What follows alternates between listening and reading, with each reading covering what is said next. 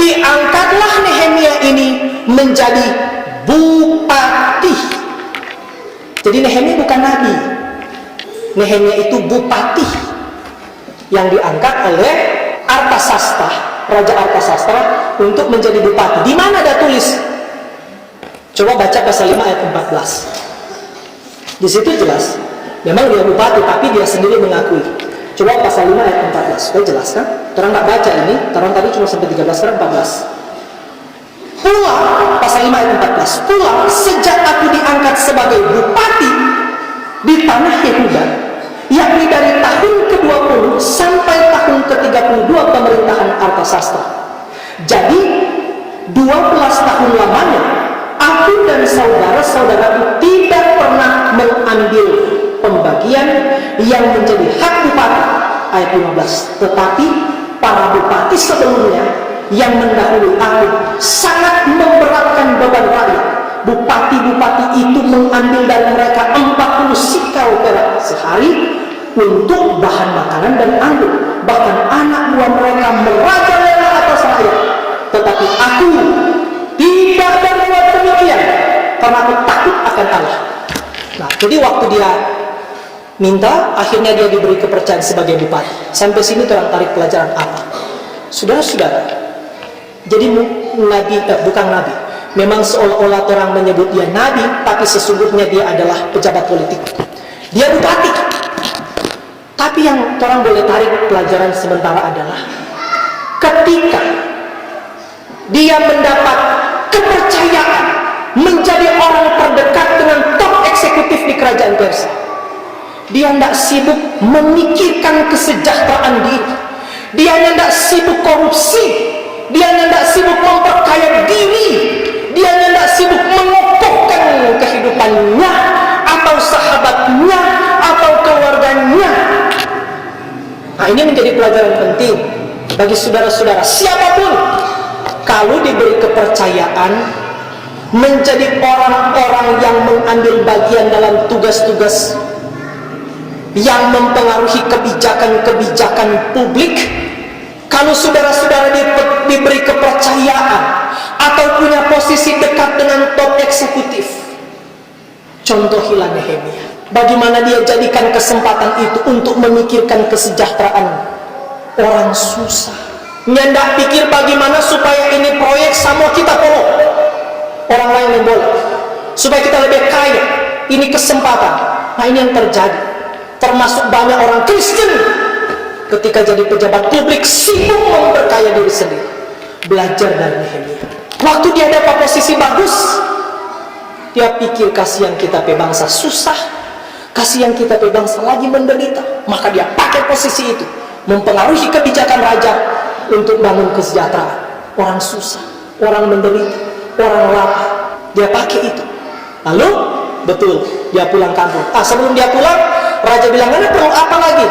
"Kalau boleh raja, kita perlu ini bahan ini yang mau bikin pintu gerbang, bikin bahan-bahan yang lain diperlukan." Oke. Raja bilang, "Oke." Ditanya Pak Dinas PU, minta apa dia? Nah, kira-kira begitu. Jadi ada orang yang mengurus aset, mengurus proyek-proyek itu, dia bilang, "Diminta Pak Dinas PU." Oke, kasih. Dia pulang. Diberi kuasa dia sebagai bupati. Lalu dia pulang. Sampai di kampung, betul. Mulai dia bikin semacam belusukan, kan? Dia mulai berjalan, nyanda pakai sirene. Alkitab pasal 2 pasal 3, dia cuma panggil berapa orang batama akan mencot orang mulia. Itu kesusahan apa, betul nggak tuh kesusahan yang masuk pak kita? Nah, ini harus jadi contoh para pejabat publik. Datang, jangan nanti datang kalau sedekat-dekat pemilihan, mau anggota dewan kek, mau jadi pejabat eksekutif kek. Itu kadang-kadang yang terjadi di masyarakat kita di mana-mana.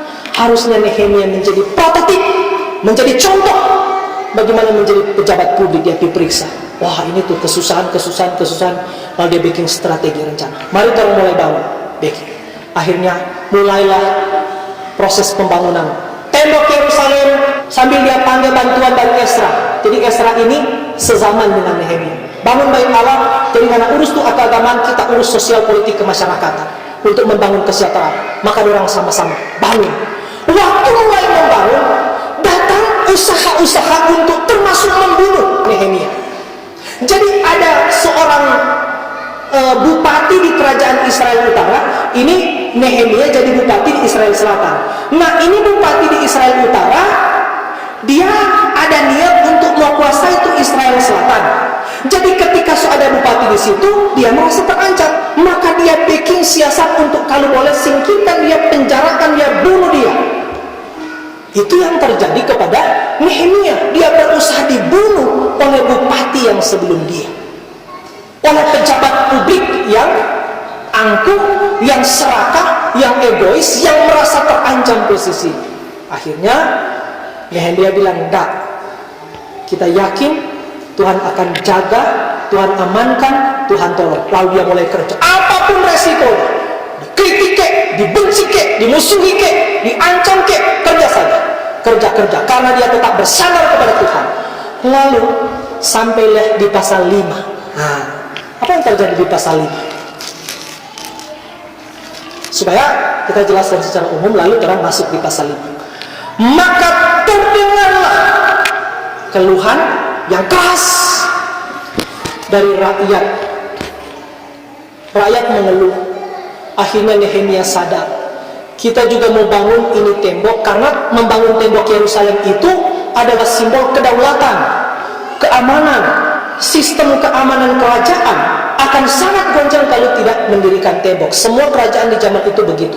Maka setelah hampir selesai dia mendirikan tembok, muncul lagi ternyata persoalan. Dia mulai sadar bahwa ketika kita membaca dengan teliti pasal 5 ini, ada semacam kesadaran yang sungguh-sungguh sadar dari Nehemia bahwa percuma membangun tembok yang kokoh, yang megah ini. Kita mungkin aman dari musuh di luar, tapi musuh yang paling mengerikan adalah musuh di dalam bangsa sendiri.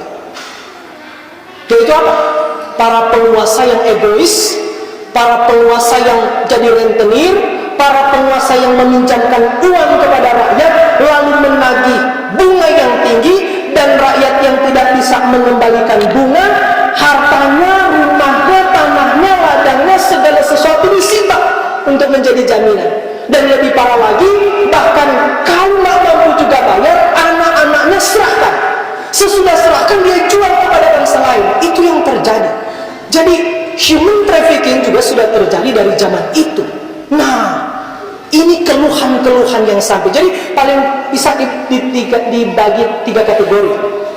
Satu, ada yang rakyat yang memang tidak ada apa-apa, kongso susah. Itu di ayat 2. Lalu ada rakyat yang ada apa-apa, tapi barang ke apa-apa itu rumah ladang sulit, so kasih gade.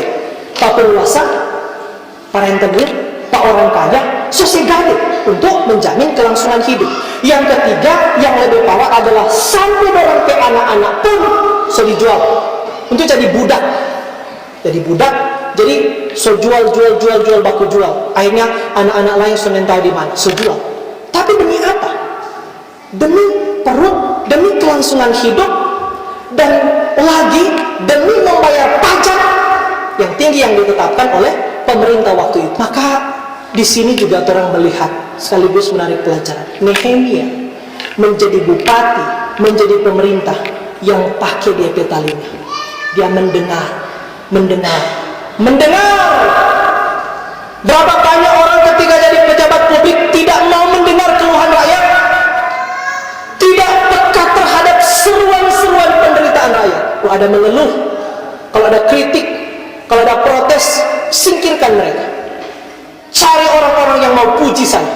Itu yang terjadi. Yang dirangkul, yang memuji, yang mengeluh, yang protes, biar. Apalagi kalau beda partai, beda faksun partai. Nah, ini lebih parah. Bahkan ini lebih gawat lagi diperankan oleh orang-orang Kristen dalam jabatan pemerintahan. Tapi Nehemia nyandak kata. Jadi memang orang hari ini, minggu ini lebih banyak bicara tentang bagaimana sosok Nehemia sebagai bupati, sebagai top eksekutif, menjadi contoh bagaimana ketika diberi kepercayaan sebagai pemangku jabatan yang tinggi, yang bergengsi. Dan dia dengar, sesudah dia dengar keluhan-keluhan apa, dia diam saja. Baca pasal 6, maaf ayat 6. Maka sangat marahlah aku ketika aku dengar keluhan mereka dan berita-berita itu. Ayat 7. Setelah berpikir masak-masak, aku menggugat para pemuka dan para penguasa. Itu yang dilakukan Nehemia, yang menyatakan keberpihakan kepada orang kecil, orang susah, jadi bupati, jadi pejabat. Apakah kita mau seperti Nehemia, peduli kepada orang sengsara, kepada orang yang susah, yang berkekurangan, yang menderita? Atau apa? Kita menutup mata, menutup telinga? Nehemia enggak. Dia menggugat, dia marah. Kemarahan ini penting. Ini kemarahan yang kudus, kemarahan yang sesuai dengan kemarahan Allah. Marah apa yang Allah marah, cintai apa yang Allah cintai. Maka marah sekali Nehemia. Kalau dia mengecam,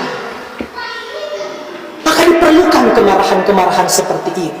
Kalau dia tidak akan marah, kalau dia diam saja, maka itu berarti dia ikut melestarikan penyimpangan, penyelewengan, kebobrokan moral yang terjadi.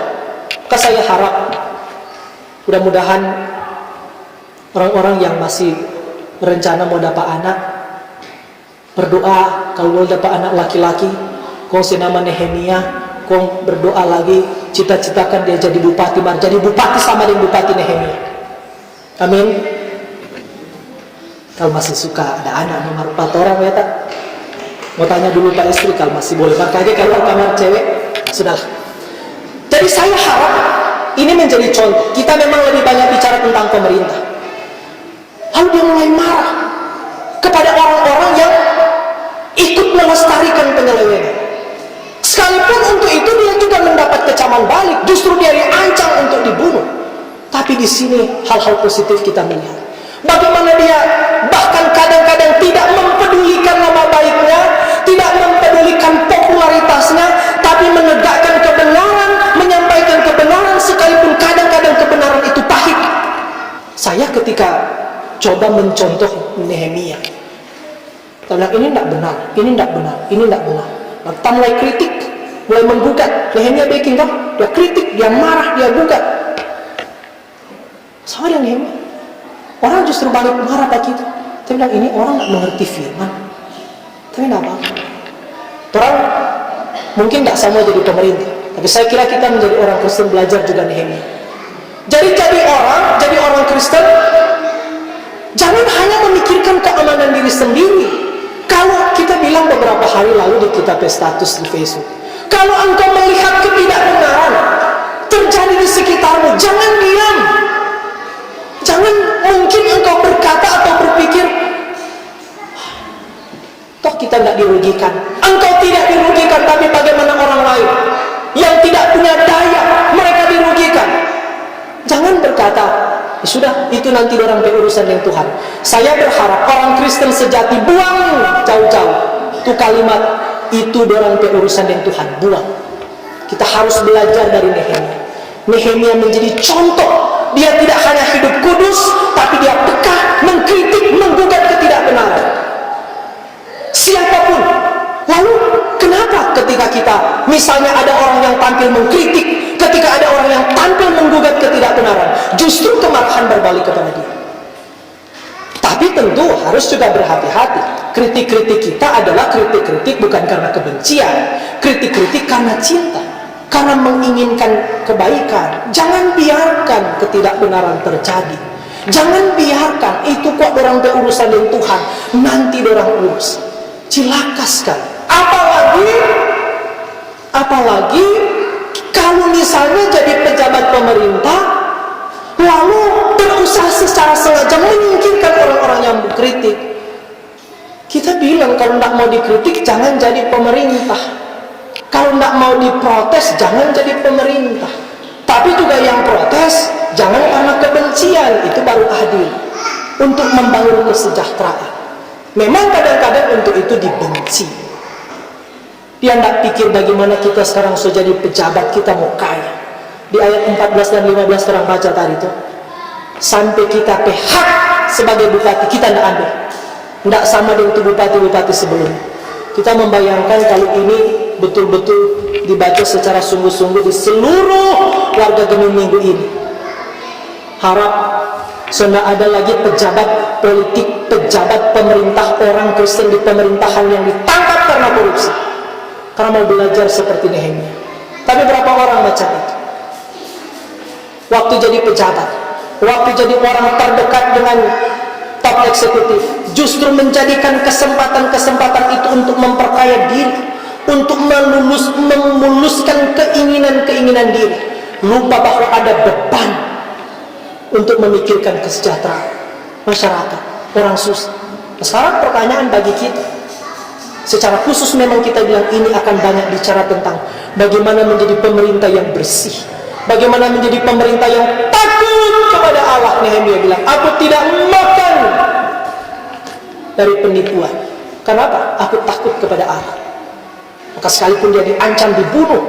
Maka waktu dia marah terhadap itu, dia kumpul semua, para rentenir, para penguasa, pejabat publik, pejabat agama, kumpul semua, lalu bikin sumpah, bikin perjanjian. Apa dalam isi perjanjian? Hutang harus dipulihkan, bunga-bunga, riba, para rentenir yang dijalankan para rentenir hapuskan, ladang-ladang rumah yang pernah disita kembalikan. Akhirnya mereka sepakat. Oke. Yeremia berpikir, percuma orang bangun ini tembok yang megah, ini gereja bait Allah yang megah, kalau moralitas tidak dibangun. Maka dia bangun. Akhirnya semua sepakat. Setelah sepakat, Nehemia bilang, imam-imam datang jadi saksi, tanda tangan ini MOU, Memorandum of Understanding, nota kesepahaman, tanda tangan. Setelah tanda tangan, lalu di ayat berapa tadi? Ayat 13 bilang begini, juga kukebas lipatan bajuku sambil berkata, demikianlah setiap orang yang tidak menepati janji ini akan dikebas Allah dari rumahnya dan dari jeripayanya. Demikianlah ia dikebas dan menjadi hampa. Dan seluruh jemaat berkata amin, lalu memuji-muji Tuhan. Maka rakyat berbuat sesuai dengan janji. Jadi ada tindakan simbolis yang dilakukan oleh Nehemia. Dia kebaskan dengan bajunya, dan dia bilang ini tindakan simbolis. Barang siapa melanggar janji ini, dia juga akan dikebas oleh Allah. Maka dia tidak hanya bicara tentang Allah yang Maha Kasih, tapi juga dia bicara tentang keadilan Allah. Maka saya berharap ini menjadi contoh bagi kita semua, tapi secara khusus orang-orang yang diberi mandat oleh Tuhan untuk ada di dalam posisi pemerintahan, supaya betul-betul contohi Nehemia, belajar dari Nehemia, menjadi pemangku kepentingan yang tidak hanya memikirkan diri sendiri. Dan yang terakhir dia bilang, jangan melanggar janji, karena engkau langgar janji, engkau dikebas Allah. Sudah banyak contoh, sudah terjadi pelajaran-pelajaran dalam sejarah. Kita jangan lagi mengulang kesalahan-kesalahan yang sama, karena tidak jarang terjadi orang Kristen, pelayan khusus, penatua, syamas ketika jadi pejabat publik juga sama bobroknya dengan orang-orang yang tidak mengenal Tuhan. Rame-rame korupsi, kelihatan begitu rohani, tapi juga memperkaya diri sendiri. Tidak lama dari situ KPK angkat. Saya harap ini menjadi pelajaran berharga bagi kita semua. Jadi pemerintah yang bersih, yang benar, yang jujur, tidak korupsi, tidak makan riba, tidak memeras rakyat, dan memikirkan kesejahteraan rakyat. Karena dasarnya adalah takut akan Allah. Kebenaran harus disampaikan, sekalipun kadang-kadang pahit, tapi harus terus disampaikan. Waktu jadi pejabat publik kan begini, waktu dilantik disumpah, demi Allah saya bersumpah, dan seterusnya dan seterusnya. Baru 1 tahun menjabat, KPK soalkah? Kiapa? Melanggar sumpah. Nah, Tuhan sudah bilang, engkau langgar sumpah, engkau akan dikebas. Maka Tuhan memberi hukum ini bukan untuk menakut-nakuti. Sesungguhnya hukum-hukum Tuhan itu untuk melindungi. Tuhan suka sedih rambu-rambu. Baiklah kita percaya bahwa kemudian setelah kesepakatan itu selesai, semua rakyat setuju. Nehemia menyadari Tuhan bekerja. Maka ini memberi pelajaran berharga kepada kita. Niat baik, pekerjaan kita sungguh-sungguh niatnya baik, percayalah Tuhan berkati. Amin. Maka jujur, jangan korupsi, jangan memperkaya diri sendiri, jangan sibuk membangun kerajaan sendiri. Tuhan pasti akan memberkati, Tuhan pasti tidak permalukan. Dan Nehemia menjadi contoh bagi kita semua. Tuhan memberkati kita. Amin.